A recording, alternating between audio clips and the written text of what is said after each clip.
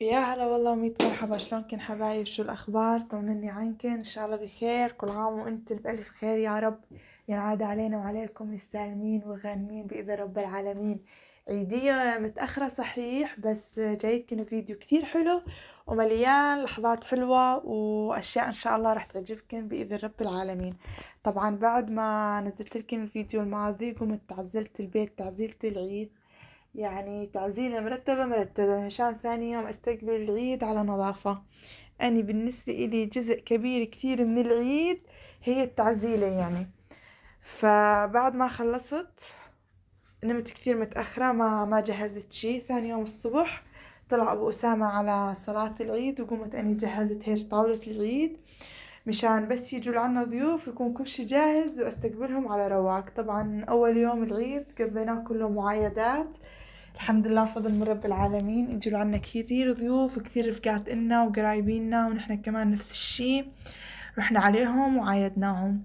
وثاني يوم العيد طبعا أكيد لا بده لا غنى لازم أروح أعايد على أختي حبيبة قلبي، الله يخلي لي إياها ولا يحرمني منها. رحنا أنا وأبو أسامة عايدنا عليهم، شربنا عندهم فنجان قهوة والله، ولعبوا هالولاد مع بعض وتسلوا وانبسطوا وغيرنا الجو والله. فبهذا اليوم نحن كنا معزومين على عشاء كمان وعلى حنة، لأنه ثاني يوم كمان معزومين على عرس. فوالله حضرنا الحنة كانت كثير حلوة وكثير انبسطنا، يعني كمان شو بدنا أحلى من هيك عيد ومع حفلة. فخبروني انتو شلون كانت أيام العيد معاكم؟ وين رحتوا؟ وين اجيتوا؟ مليتوا ما مليتوا؟ وين طلعتوا؟ ان شاء الله انبسطتوا خلصتوا حلويات العيد ولا لا؟ والله اني بالنسبة لي الحمد لله هذا العيد كان يعني مليان فعاليات ومليان شغلات حلوة ومليان يعني قصص، فكثير والله الحمد لله انبسطنا. فبهذا اليوم اللي حضرنا فيه الحنة هاي جزء من تحضيرات العشاء. طبعا هون أني ساعدتهم بجزء بسيط جدا جدا، يعني ما طبخت ولا عملت شي، بس يعني أني مثل هيك بهيك أوقات بأوقات العزايم يعني أكون عند حدا كثير والله بحب أساعد وكثير بحب أعرض خدماتي. بس هما الله يعطيهم ألف عافية كانوا محضرين ومجهزين كل إشي، الله يعطيهم ألف عافية ويرزقهم يا رب. وهون والله بالغربة أني يعني كثير بسمع عالم يقولوا إنه العيد مو حلو، العيد ما فيه أجواء، العيد ما إله بهجة. أني والله بحس العيد يعني أكيد مع الأهل أحلى، وأكيد فيه بهجة أكثر، وأكيد الواحد بيكون مبسوط بأهله. بس كمان نحنا بنصنع أجواءنا بإيدنا، يعني إذا الواحد بضل قاعد بالبيت ويقول ما فيش عيد ما يعملش لحاله أجواء، يعني أكيد مش راح ينبسط وأكيد مش راح يحس بقيمة العيد ولا بلذة العيد. فأني والله صحيح يعني أني عيلتي صغيرة، بس أني والله ما يعني ما بقصر بأي شي من أجواء العيد. بحب أعمل الحلو قبل بيوم أو حتى قبل بأسبوع بالعادة. أني والله ببلش تعزيلة العيد. هسا أني بالعادة الصراحة ما بطبخ قبل بيوم بالعيد، يعني ما بعمل طبخة للعيد، بس تعلمت هاي العادة من رفيقاتي. فهذا العيد كثير كنت ناوية ألف يبرق وأعمل طبخة للعيد، يعني أطبخين قبل بيوم وأخليهن وخلص بالعيد إمتى ما جوعنا إمتى ما هاي إنه ما نحتاج نفكر شو بدنا ناكل مثلا، خلاص اطلع واسخن. بس والله هذا العيد كثير كنت تعبانة وما قدرتش يعني احضر طبخة العيد. طبعا اني ولا مرة محضرة طبخة عيد، بس ان شاء الله ناوي العيد الجاي اذا الله يسر وكانت الامور تمام ما فيني شي، ناوي اعمل طبخة للعيد باذن رب العالمين. وبحب كثير اني كثير قبل العيد هاي نزلات السوق ومشترات الاواعي، وارجع على البيت مثلا ونقيس ويطلع اشي كبير واشي صغير وارجع اروح ابدل. يعني اني هاي العجقة تبعيت العيد كثير بحبها. يعني والله العظيم الواحد هو اللي بيصنع أجواءه بإيده، هو اللي بيصنع السعادة يعني مثل ما بيقولوا بإيده. انت شو رأيك؟ شاركني الرأي. طبعا أكيد لابد يعني إنه العيد بالولد وبين الواحد أهله بين ناسه أكيد غير وأكيد له طعمة ثانية. بس كمان إنه الواحد يقعد ويقول لا وما فيش عيد ومش راح نعمل شي، كمان هون أنا بحس إنه هذا الشي يعني بيجيب الكآبة. فهاي هون بعد ما خلص الطبخ وخلص الصب وزبطوا الأمور، شوفوا لي هالسفرة بسم الله ما شاء الله ما أحلاها. طبعا هذا كان عشاء الزلم. عشان النسوان. صورته والله على أساس إني عم بصور، بس طلع الكاميرا مو شغالة. وهاي ثالث يوم العيد. هاي كانت الصالة اللي حضرنا فيها العرس، كان عرس كثير حلو، الله يهنيهم ويبارك لهم ويجعل لهم التمام على خير بإذن رب العالمين، وإن شاء الله هيك بيشوفوا أحلى أيام يا رب، وبالرفاه والبنين بإذن الله.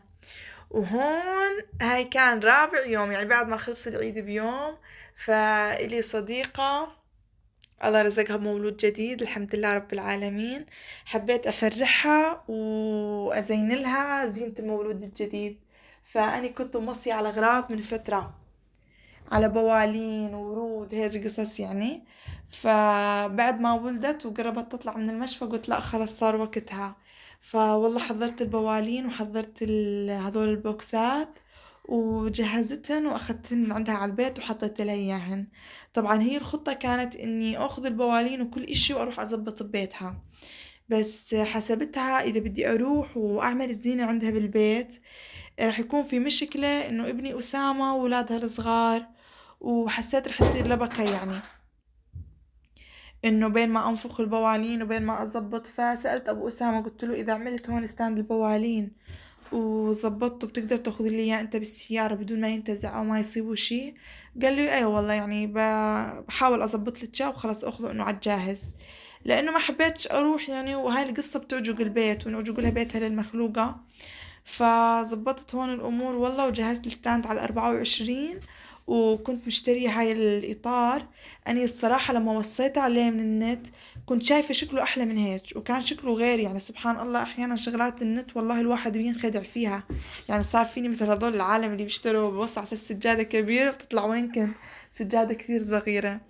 فوصيت على هاي وطلعت والله للأسف صغيرة، ويعني شكلها مش مثل اللي أنا كنت طالبيته. بس المشكلة بقصص النت إنه إذا بدي أرجع وأرجع أوصي على مرة ثانية خفت إنه تلحق توصل ما توصل على الوقت، فقلت لي يلا خلص خليها الواحد على المضمون. فهون زبطتها وهاي كانت آخر اللمسات. لزقتها كمان على الإطار تبع البوالين. والله يعني هاي كانت أول تجربة إلي هيك إني أزين لحدا وكذا بالبوالين، بس والله يعني ما بعرف حسيتها كانت تجربة موفقة يعني الحمد لله رب العالمين. وهون كنت عم بلزقها على البوالين. والله ما شاء الله يعني كثير انبسطت بالبوالين اللي اشتريتهن، حسيت حالي توفقت. اجا معاهن كل اشي، اجا معاهن هذا لاصق دبل فيس، اجا معاهن انه شي مثلا للتربيط، يعني كل شي بيلزم الواحد موجود. وطبعا اشتريت كمان جهاز لنفخ البوالين. ريحني كثير كثير يعني، اكيد اني ما قعدتش نفختهن. فهاي النتيجة النهائية. والله والله اعطوني رأيكم، والله مو فنانة امانة، مو فن وابداع. فان شاء الله هيك الله يجعله من الصالحين والبارين وحفظة القرآن الكريم. هون طبعا ابو اسامة اول اشي راح ودى الستاند، وبعدين رجعت انا وياه واسامة اخذت الصناديق ورحنا لعندها على البيت، حطيت لها اياها زبطتهن. وكنت ناوية احط لها والله هي مجهزة ضيافة، بس ما مشيش الحال يعني نظبط لضيافة عاد، بس تطلع هي بتزبطها بإذن رب العالمين. وهون بهذا نفس اليوم كانت موعدتني اختي بدها تيجي لعندي ورفيقتي كمان. فكثير انبسطت وكثير حبيت، كنت حابة اني من زمان اعرف اختي على رفيقتي. فوالله اجوا وسهروا عندي وانبسطنا والله وقعدنا قعدة حلوة الحمد لله رب العالمين. فوالله اني هاي كانت اجواء العيد عندي، هاي كان الاربعة ايام هيك قضيتهن بين عرس وبين حنة وبين عزيمة وبين روحة لعند اختي وروحة لعند القرايبين وضيوف اجوا لعندي. فهاي والله كانت ايامي.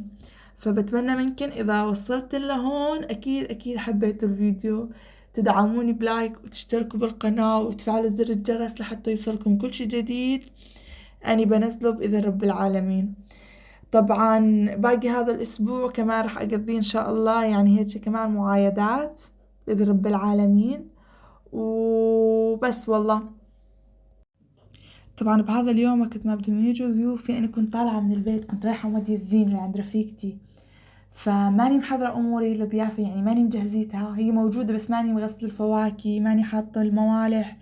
فوالله عم بشتغل بأقصى سرعة عندي مشان يجوا ضيوف ويكون كل شي موجود وكل شي جاهز على الطاولة. طبعا وصلت أختي وكنت بعدني مش مخلصة، يعني هي كمان ساعدتني، الله يعطيها ألف عافية. أنا بحب بشكل عام والله أجهز الضيافة، أجهز الحلويات، العصير، القهوة، كل إشي يكون موجود على الطاولة مشان يعني قدر الإمكان أكسب قعدة مع ضيوفي وما أضل أقوم وأقعد وأشيل وأقيم وأحط وأظبط. فأنتوا خبروني شو بتجهزوا كل شي ولا خلاص مثلا بس يصير وقت الفواكه بتقوموا تحطوا فواكه، بس يصير وقت الموالح كمان نفس الشي؟